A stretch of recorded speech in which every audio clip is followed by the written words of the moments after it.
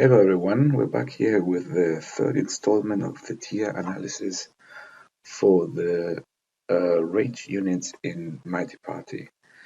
We have done Order and Chaos. As we saw, Order was pretty good at range. They had very many top tier units and a few god tier units. Chaos was similar but with less volume of units. And now we come to Nature, which is the missing one. As a reminder to everyone, the categories that we have, the first one being God tier, those are the units that warp the game around them. Units that win games on their own, that you're always happy to draw, you're always happy to play, and that can really defeat the opponent on their own very easily. Second tier is the top tier. Those are the backbone units of traditional teams. They are the units that make the bulk of the team usually, and they're very good, excellent most of the time, but not really as oppressive or strong as the god tier.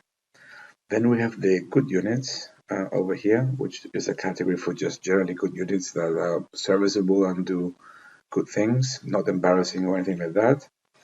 Then we have the meh units, which are playable but not really that strong. Then we have the trash can units, which are just terrible. And then we have the combo tier, which is the tier for those units which can mostly be used as in some combination, and used otherwise are just useless or not really strong or impactful in any way. So that's for the tier. As I mentioned in the other videos, these videos are focused on maximum power level, meaning the strongest, most evolved, fifth reborn maximum units and their abilities. However, many of these assessments change a little bit if you go to lower tiers of power. So what I will try to do is to mention this when it happens, if things get a different way or if they're useful at lower power levels, I will try to comment on that as well. So it's also useful to people that don't necessarily have fourth or fifth reborn units laying around all the time. So to start with, we go with one creature that we have had lately as an event, which is Floss.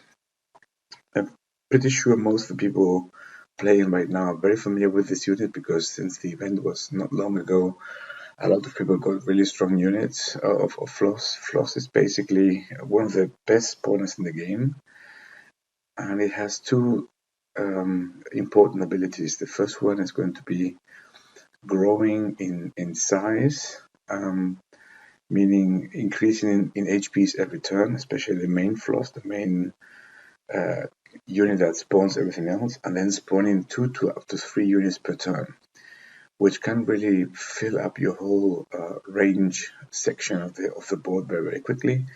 You can do a lot of damage, and on top of that, Floss is also able to poison different non-nature units, which can do more of the long-term grinding, for example, to remove crystals from Shamuna and things like that. So all in all, a very strong unit. Usually dominates and clogs the board very easily, and it's hard to get through. You really need streaks and splash damage and massive amount of damage in order to be able to actually read the warlord, or using units that can go straight to the warlord themselves. I think most of you are familiar with Floss, so I believe this is the best range unit that nature has to offer, and thus consequently in the god tier level. The next tier that we have, the top tier, as you can see, is very sparsely filled with only 3 units. Compare that to the 6 units of Chaos and many more. I think it was around 8 for range. For Order, this already shows you that nature is not that focused on good range units. And many of the range units are spawning units. So that's why you usually want to have 1 or 2 of those and not too many, otherwise they are useless to play in multiples. So starting up, we go with the big turtle, the Tortoise, the wise one. This unit is particularly good in defensive stalling kind of teams. As you probably know from my stream, not my particular cup of tea, but a very successful and useful strategy. The Tortoise is particularly strong because it's, first of all, it's a flying unit that already can block almost all the melee units that are around. Its defense is really, really high with over 600, so that makes it difficult to kill in one shot. And it also has the ability that any attack that goes straight to the warlord generates life. So in a sense, every unit that does little damage or little impact either is reduced significantly the impact they have, or even if you're unlucky and you have very weak units lying around, for example puppets or something like that, those units would then generate life for the opponent. So pretty terrible. Additionally, the Tortoise is also able to grow significantly when your allied units die. So it usually sits there, collects size through different mechanisms from different nature units, and then eventually shoots you down for thousands of points of damage. So this unit, if unchecked, can dominate you pretty much. It's not god tier because the impact usually is hinged on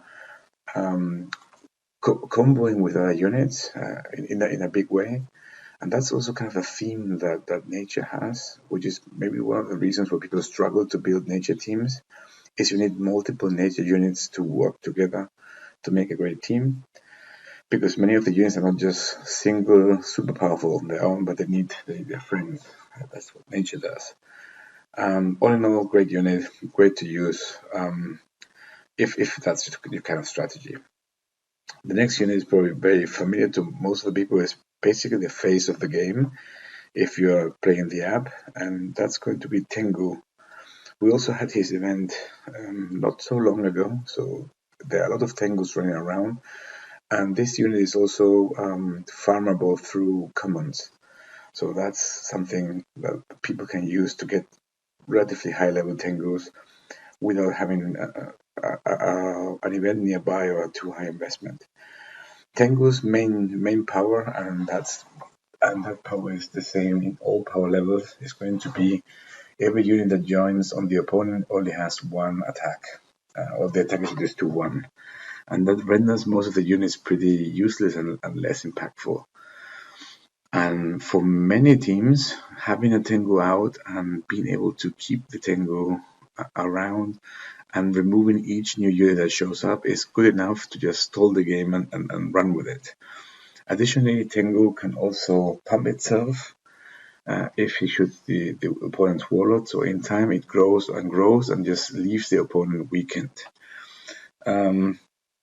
The good thing, or the reason why it's not an OP unit in terms of a god tier, is because the defense that Tengo has, even at higher levels, is not very high. So it can be removed through splash damage, through coming to play damage effects and other things like that. And that's why you can keep him under control to some degree. So it will be oppressive, but it's not as good as a god tier level. But it's a very, very solid unit and a good addition to many teams. The third and final top tier unit for this category is going to be Melia, also one of the, I think, the premier farmable unit, because there are 4 different tracks with commons to get souls for her. So people, even without an event, there is a lot of ways you can, even as a free-to-play player, max her out. And she is in the same category as Lady Red Woman and Aphrodite. This is the category of hero that can shoot directly to the warlord, bypassing the whole combat system. And those units are generally pretty good. As we already saw, Aphro can be considered god tier because of her direct shooting. Red Woman was top tier, as you saw yesterday. Maybe even god tier. I still have to test it a bit more. And Melia is also pretty much in that same category. Now, she does have comparatively high toughness, especially in the maxed out version over 400, so that gives her good survivability. And but the amount of damage she can do is hinged upon the number of units on the opponent's team.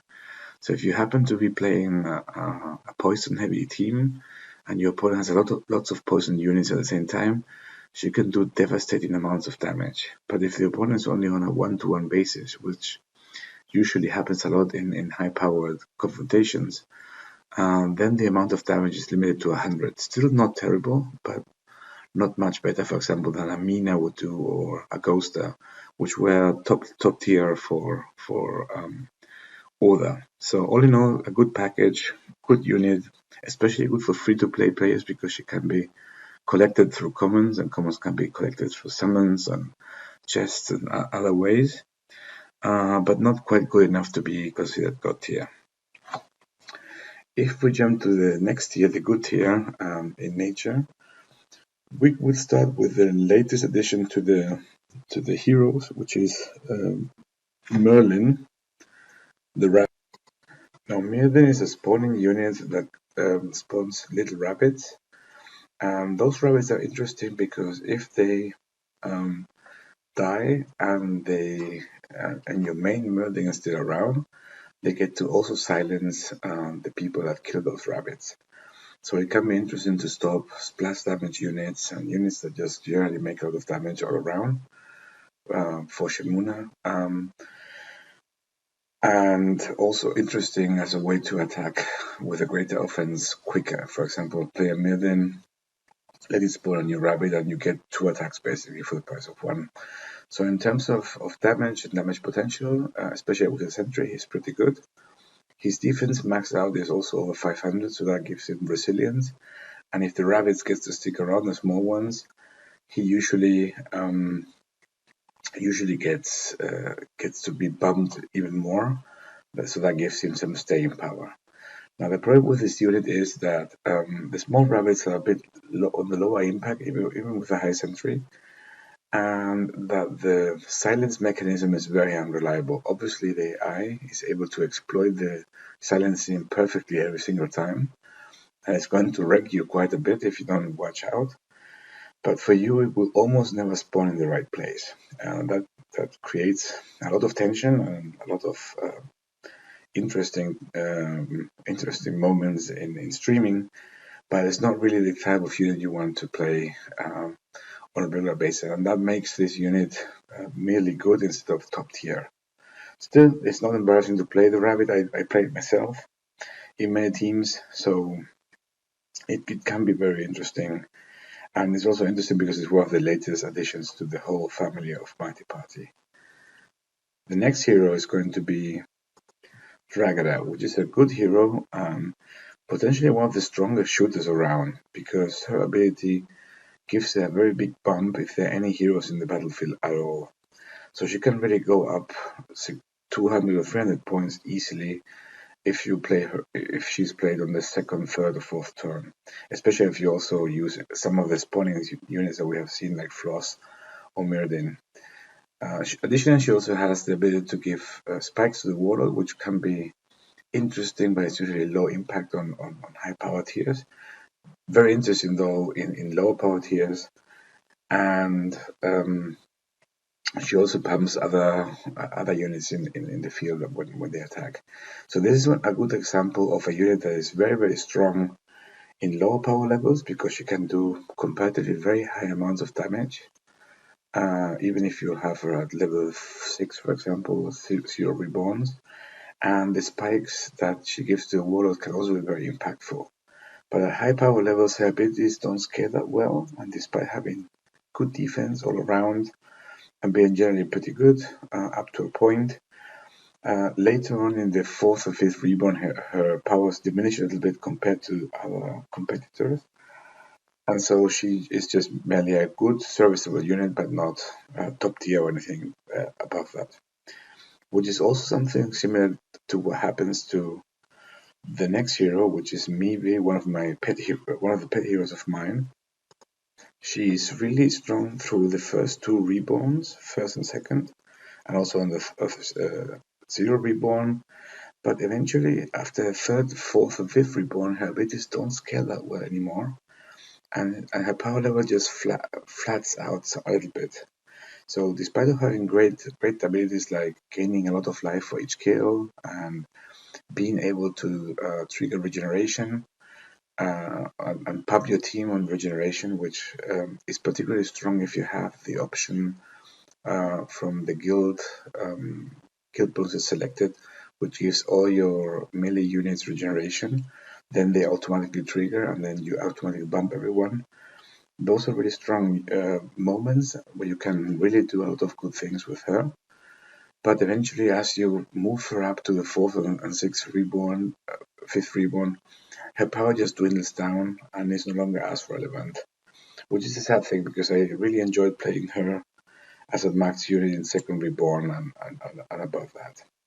Still, not embarrassing, still can be very useful. The life swings that she can do can also be great, and she's able to kill with her attack and defense value almost any unit that shows up that is non-nature fat ass units, but regular units. And she's also quite resilient with over 400 hit points. So all in all, a good package, but not mega exciting. Same is true for Hudu, which is the next hero, who is really strong in lower levels and can be devastating if placed in front of a big unit that has a lot of power because of the totem that he brings that reflects damage. But later on, as the power increases, all the abilities that he has become less and less relevant, and he just remains a pretty mediocre shooter with a totem attached. And the totem is not even that exciting because it can be just blown out through splash damage or similar. And even if you get the maximum size totem, I think it's around 600, which is pretty impressive. It is usually the case that it doesn't really affect the board as much as you would hope he would. So you basically are left with a totem and a pretty mediocre shooter. Now there are a few good combinations with Hudu, for example, for his ability with healing melee units that can be combined, for example, with Morgan from Oda to create very interesting splashes of damage to the opponent. So that's one of the combo options that you have. But still, 700 hit point totem and 300 attack is not really that impressive. There's one final ability that is giving range units protection with a bush. That can be very annoying at low power levels. At high power levels, there's more stuff that gets the splash damage from streak pumped or similar. So not really that effective. The next unit is Mizu. Now I know for a fact from the stream that there are a lot of people that really like this unit as a pet unit. Maybe it's the manga looks, maybe it's the little elemental hippocampus that shows up when she's played. Maybe it's the potential combinations with healing and freezing that you have. I don't know why, but people seem to like her a lot. I think she's pretty serviceable. The elemental is interesting because she kind of protects herself with him. And if you get a very high elemental, it can produce up to 4 freezing runes every turn, so it has a similar effect to what TNT does. However, freezing is not killing by any means. So while very annoying and disruptive too, it's not really the same level of power. And after all of that, you're left with a 300 attack shooter and more or less 400 defense, which is very serviceable, with a set of abilities that can do good combinations and be interesting, like healing melee, and which again can also trigger Morgan as well, and all these things. But the complete package is not something that is close to what the 3 units at the top or the god tier level are. So it's a good unit, not embarrassing to use. Nice if you have her up. Lots of fans around for her. I think good tier is a good place for her. And finally, the last unit is Tammy, who really got a strong redesign in the last event that she was in, which is not long ago. Originally, she was quite weak because of her low health, so you could, even at maximum level, you could very easily kill her. Now, in this new version that we have, Tammy still has evasion, which is nice. Tammy has a lot more defense, so she's really strong, and her defense flips back and forth to as attack. So she is good defending when she's as a defender, and has a very high attack when she's attacking. So that is all in all very interesting and a good package altogether. But ultimately, her impact is not really that high. And the final ability with the woman team pumping, I have yet to see a woman team that uses her properly to that effect. There might be one in the future. I mean, she's still pretty new, and there are not too many super high tannies running around. I think good tier is pretty good for her. She's not embarrassing anymore. She's a lot stronger than she used to be, but she's not quite top tier yet. But maybe she will get there eventually. If we move to the next tier, the meh tier, we have a good example of a unit that is pretty good up to very strong in low power levels, but then after scaling, she kind of breaks up a little bit. And that is Anak, the Princess Dragon. So Anak is interesting because she can poison people, range people, even if they're hiding behind bushes. So when you're playing low power levels, you can place her in a way that she directly hits the wall and still is able to poison all the small archers and shooters that people have, and even kill them with a bit of luck. So it can be, you can do very devastating moves. The flying that she has protects her from traditional melee units. However, her defense is so low that almost anything kills her, even especially at lower levels. So she kind of needs some kind of protection in front of her to be really useful. At later stages, her defense becomes comparatively higher, but not going beyond 350. But her poisoning ability becomes kind of less impactful. So even though she's still kind of serviceable because the flight is nice and shooting and flying is an interesting combination that works really well, she's not really in the same level of power as the previous units in the category of good. Even though at lower levels, as I mentioned, she can be really fun to play and also really impactful because she just wipes out all the small shooters that are lying around. So all in all, meh, yeah, you can play it, but it's not really going to be great. And finally, we have everyone's favorite pool from the Lego chest, Mother Owl. Actually, one of the most difficult heroes to collect because since the owl only has an epic and a Lego version, no commons, no rares, it's very difficult to get a very high owl unless you pull her over and over again from Lego chests, which is something that usually people don't like to have. Mother Owl is just an introductory hero. It just introduces new players to a few mechanics, and you see the Mother Owl being used very often because she's one of the first Legos you get access to. And at the very beginning, she's comparatively strong compared to everything else you have. But later on, she just scales poorly, and her abilities are almost meaningless. So she's just basically a bad shooter. Sometimes even worse shooter than the shooters that you get from your skin as the abilities that the warlocks have.